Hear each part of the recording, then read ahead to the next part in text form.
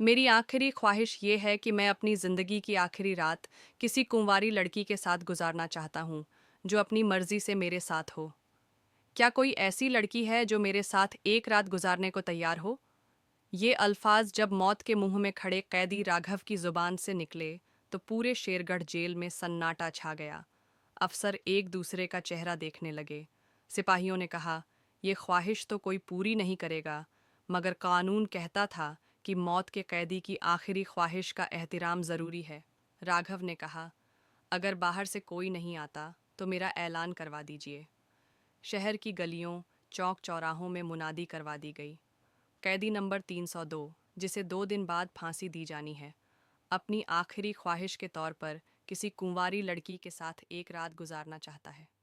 अगर कोई लड़की अपनी मर्जी से तैयार हो तो जेल पहुंचे। घंटों बीत गए, मगर कोई नहीं आया। अचानक राघव ने जेल की खातून अफसर संध्या की तरफ इशारा किया और कहा, अगर बाहर से कोई नहीं आता तो फिर मैं इसी के साथ अपनी आखिरी रात गुजारना चाहता हूँ। ये सुनते ही कमरे में जैसे वक़्त थम गया। सब अफसर हैरानी से एक दूसरे को ताकने लगे। जेलर राजवीर सिंह ने गहरी नज़र से राघव को देखा और कहा, बेटा, ये ख्वाहिश पूरी होना आसान नहीं। कौन लड़की ऐसे हालात में आएगी जब उसे पता हो कि तुम्हें अगली सुबह फांसी दी जानी है? राघव ने इत्मीनान से जवाब दिया, सर, यही मेरी आखिरी ख्वाहिश है। ऐलान कर दीजिए, बाकी किस्मत का खेल है। राजवीर सिंह मजबूर हो गए और फिर से ऐलान करवा दिया। पूरा दिन बीत गया, कोई नहीं आया। लेकिन शाम होते ही एक सिपाही हाँफता हुआ दौड़ता आया। सर, जेल के गेट पर एक लड़की खड़ी है, दुल्हन के लिबास में। उसके साथ एक पंडित जी भी हैं। राजवीर और संध्या गेट की तरफ भागे। सामने मुश्किल से 18 साल की एक लड़की खड़ी थी, सर से पांव तक लाल दुल्हन के कपड़ों में। उसके साथ एक पंडित और हाथ में शादी का रजिस्टर। पंडित जी ने कहा, ये सुबह मेरे पास आई और बोली कि इसे फौरन जेल जाना है।